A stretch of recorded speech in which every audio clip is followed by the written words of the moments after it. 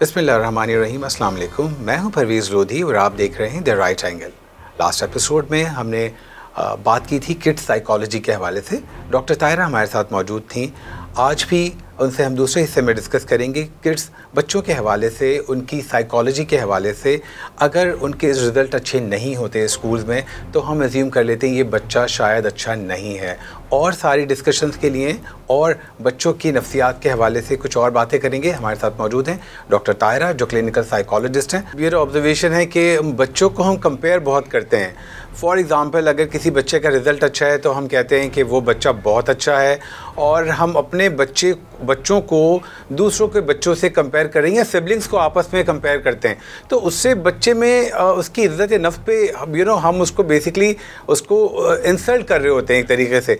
तो वो बच्चा उसको किस तरह लेता है? कंपैरिजन में एक बात थी ना कि हम पढ़ाई का या रिजल्ट का कंपेयर करते हैं। मैंने अभी रिसेंटली खुद भी ऑब्जर्व किया, मेरा खुद भी छोटा बेटा है, तो मैंने ये देखा कि बच्चों को रिजल्ट की तो एक स्टेज आती है ना, ठीक है, स्कूल गोइंग बच्चे को कंपेयर करते हैं, बहुत छोटे बच्चों को भी कंपेयर करते हैं कि अच्छा जी इनका बच्चा गोरा है, उनका बच्चा मोटा है, इनका बच्चा काला है, इसका सर सही बन गया, उसका माथा ऐसा, उसकी आंखें ऐसी।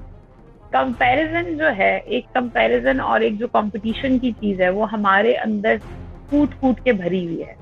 अच्छा, और कंपैरिजन के भी जो पैरामीटर्स होते हैं ना, हम कभी भी किसी को इस पैरामीटर पे जज नहीं करते कि जी उनका बच्चा बहुत ही खुश अखलाक है, या उनका बच्चा बड़े अच्छे से मिलता है, उनका बच्चा फर्मा बरदार है।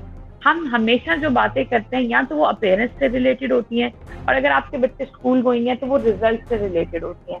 आई डू अंडरस्टैंड कि एजुकेशन की इम्पोर्टेंस है, रिजल्ट की इम्पोर्टेंस है, असेसमेंट की इम्पोर्टेंस है, लेकिन ये एक पार्ट है, ये आपके बच्चे की पूरी पर्सनैलिटी नहीं है। आप उसको बाकी पैरामीटर्स के ऊपर भी जज कर सकते हैं, और अगर आपने उसके अंदर कंपैरिजन को इंट्रोड्यूस करना ही है, आपने उसको जबरदस्ती इस रेस में डालना ही है, तो आप अच्छी तरफ भी डाल सकते हैं। आपने अपने बच्चे को, इर्द गिर्द के जो बच्चे हैं, चाहे वो आपके भाई के बच्चे हैं, चाहे पड़ोसियों के बच्चे हैं, चाहे दोस्तों के बच्चे हैं, आपने कॉन्स्टेंटली उसको कंपेयर करते रहना है।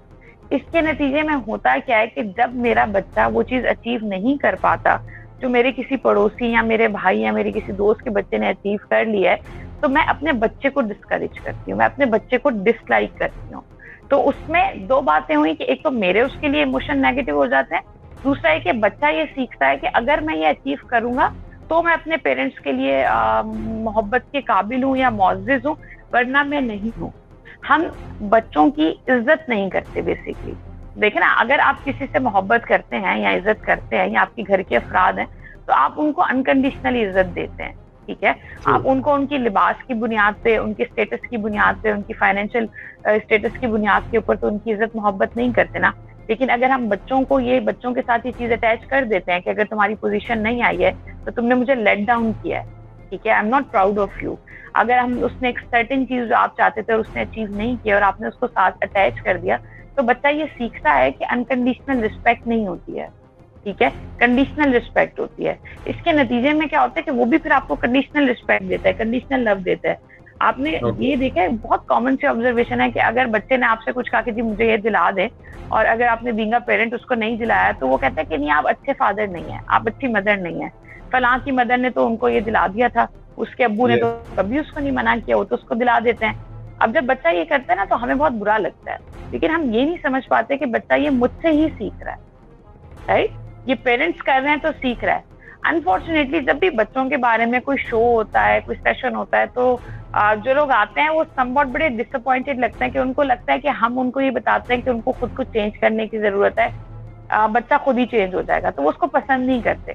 बट आप नेचुरली देखें कि हम बच्चे किसको फॉलो करते हैं, हमें फॉलो करते हैं, घर के बड़ों को फॉलो करते हैं, पेरेंट्स को फॉलो करते हैं। सो बच्चों के टॉपिक पे हम जब भी बात करेंगे, सो जो मेन फोकस होता है वो बड़े, टीचर्स और पेरेंट्स होता है, राइट? आप पेरेंटिंग की बात कर रहे हैं, इवन टीचिंग के अंदर ये देखने में आया है कि टीचर्स उस बच्चे को ज्यादा इंपॉर्टेंस देती हैं, उस बच्चे को फोकस रखती हैं जिसकी पोजीशन आई हुई है, ठीक है।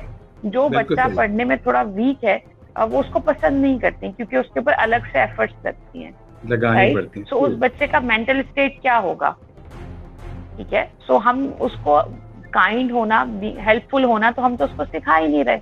फिर हम उससे एक्सपेक्ट करें कि जो वो सीखेगा, तो वो कहाँ से सीखेगा? वो जिस एनवायरनमेंट में पल बढ़ रहा है वो वही सीखेगा ना, जो वो देख रहा है, बिल्कुल तो ये बहुत ज़रूरी है कि अगर हम बच्चे के सामने किसी के बारे में बात करें तो हम उनकी शख्सियत की तारीफ करें, उससे जुड़ी जो उनकी अखलाकियात हैं, उनका जो रख रखाव है, उनका जो उठना बैठना है, वो कितने काइंड है, कितने हमदर्द हैं, लोगों से कितनी मेहरबानी से पेश आते हैं, बच्चों से कितनी मोहब्बत से पेश आते हैं, कितना ज्यादा वो शेयर करते हैं। आजकल एक इशू शायद आपने नोटिस भी किया हो कि बच्चे शेयर नहीं करना चाहते अपनी चीजें। वो जो पोजेशन है ना कि ये मेरी चीज है, मैं तो नहीं दूंगा, ये चीज अब बहुत कॉमनली देखने में आती है, राइट।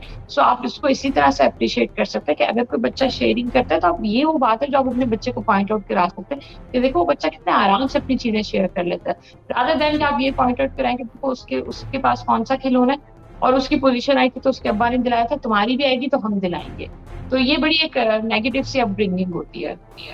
राइट, आपने पेरेंटिंग की बात की, ये बताइए कि बच्चों से बात करना कितना इम्पॉर्टेंट है पेरेंट्स का, उसके साथ साथ पेरेंट्स का कितना टाइम बच्चों के साथ देना, यानी कि पेरेंट्स कितना टाइम बच्चों को दें, बिकॉज़ आजकल जो अगर सिंगल मदर है तो वो तो ठीक है, समझ में आता है कि फुल टाइम है, घर से बाहर नहीं जाती।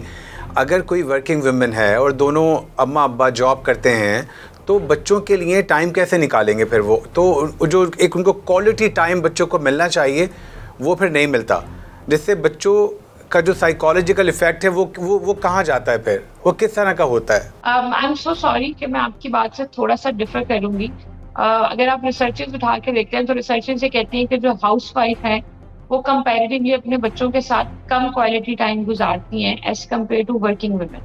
उसका अगेन रीजन ये है कि जो वर्किंग वुमेन होती हैं वो बेसिकली ज्यादा ऑर्गेनाइज होती हैं, बिकॉज दे नो कि मैंने इस टाइम स्लॉट में ये करना है, इस टाइम स्लॉट में ये करना है, तो दे आर मोर माइंडफुल। जो हाउस वाइफ होती हैं they are comparatively in that comfort zone की, ठीक है अभी नहीं तो मैं 5 मिनट बात कर लूंगी, मैं 1 घंटे बात कर लूंगी। तो उनकी जो ओवरऑल आप दिन का जब एसेस करते हैं तो वो उनका दिन बहुत ज्यादा ऑर्गेनाइज नहीं होता, उनका टाइम बहुत ज्यादा ऑर्गेनाइज नहीं होता। सो पहली बात है कि वर्किंग वुमेन ज्यादा क्वालिटी टाइम स्पेंड करती है।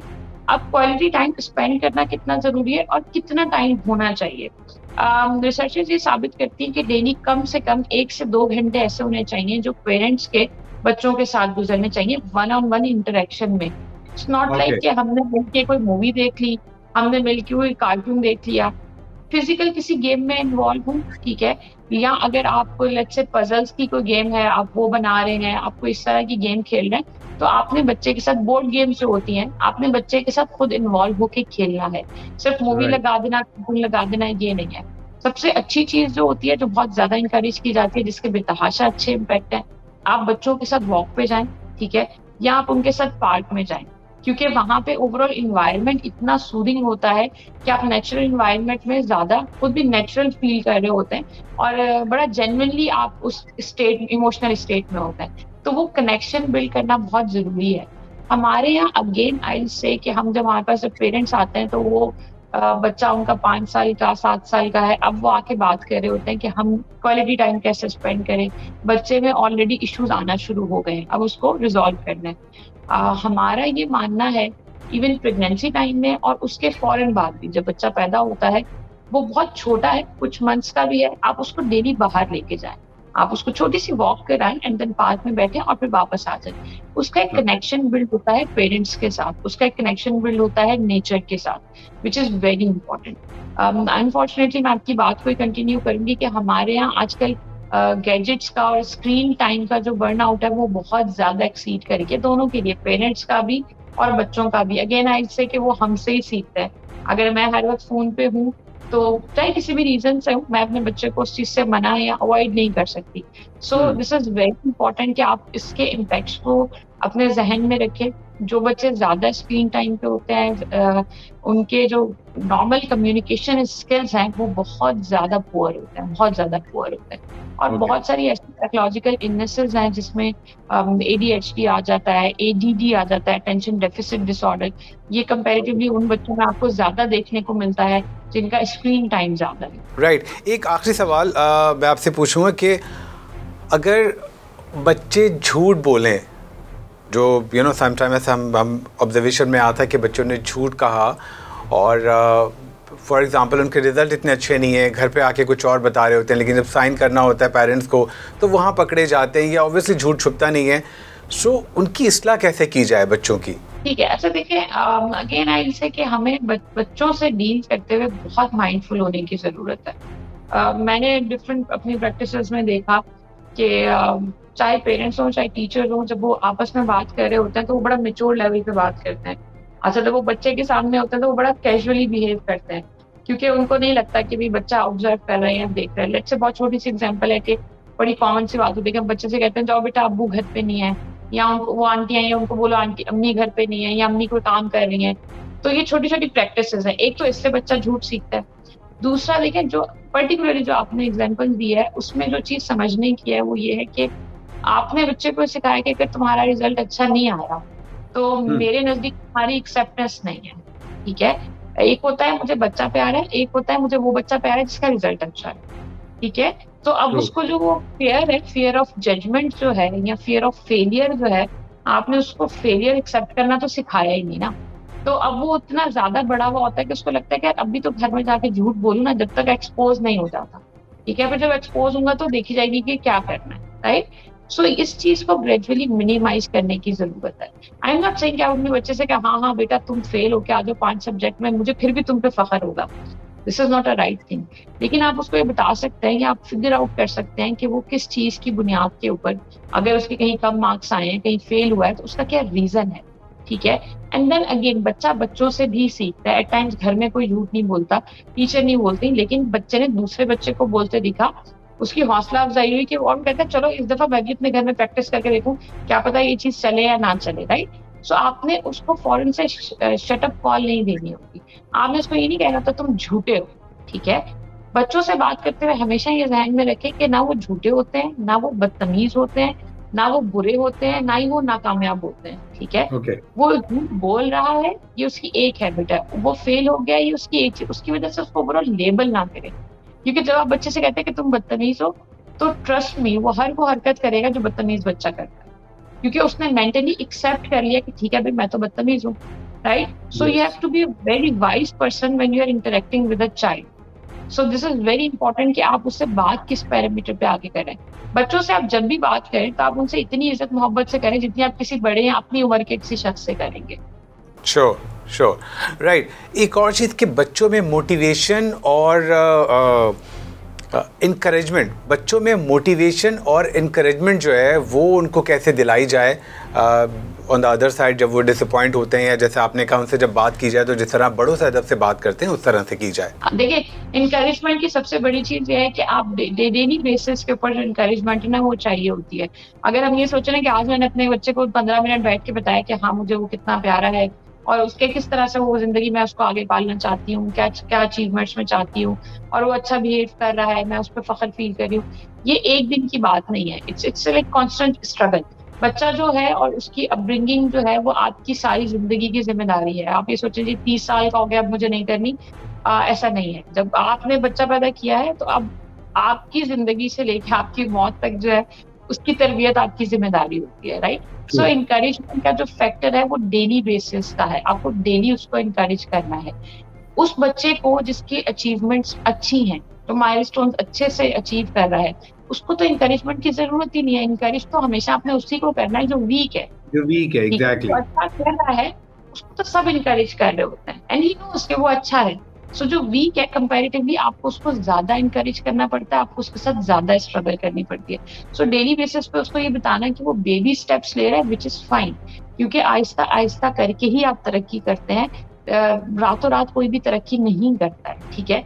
सो जो दूसरी बात आपने की थी कि मोटिवेट कैसे करना है, which is a very important factor. I am glad कि आपका होमवर्क बेतहाशा अच्छा था।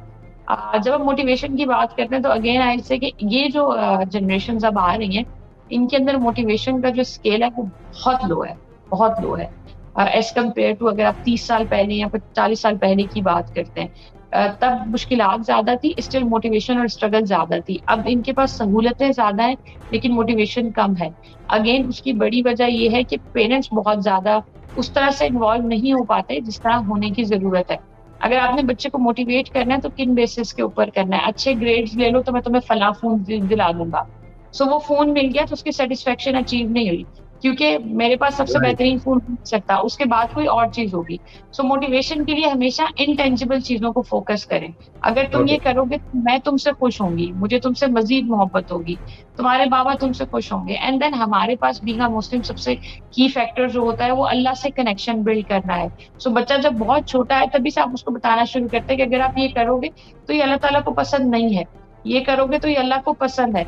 हमें ऐसा लगता है कि बहुत छोटे बच्चे को क्या बताएंगे, अल्लाह को क्या पसंद है क्या नहीं पसंद, पर जब हम उसको बताना शुरू करते हैं तो ग्रेजुअली जैसे ही वो बड़ा होता है वो उन चीजों को अपने बिहेवियर के अंदर खुद से प्रैक्टिस में लेकर आता है। सो विच इज वेरी इंपॉर्टेंट कि मोटिवेशन आपको डेली बेसिस के अंदर उनके बिल्ड करनी है और वो इंटेंजिबल चीजों के लिए करें, कभी कोई टेंजिबल चीजों के लिए नहीं करें कि ये करोगे तो गाड़ी दिला दूंगा, गाड़ी मिल जाएगी, फिर आप उसको क्या ऑफर करेंगे, राइट। सो जब आप टेंजिबल चीजों की मोटिवेट करेंगे उनको उसके लिए, तो वो आपके लिए बहुत मुश्किल हो जाएगा। सो ऑलवेज मेक श्योर कि आप इमोशनल चीजों से, इमोशनल फीलिंग्स से उनको मोटिवेट करें। वो इफेक्टिव भी होता है और वो उनकी पर्सनैलिटी के ऊपर एक अच्छा इम्पैक्ट छोड़ता है। Thank you very much doctor तायरा, clinical psychologist हमारे साथ थी। आज के लिए इतना ही। हम अपने नए शो में, हम अपने शो जिसका नाम है द राइट एंगल, फिर किसी और टॉपिक के साथ हाजिर होंगे।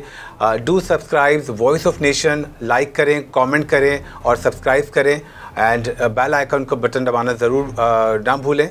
और आपसे फिर मुलाकात होगी शो में जिसका नाम है द राइट एंगल। खुदा हाफिज़।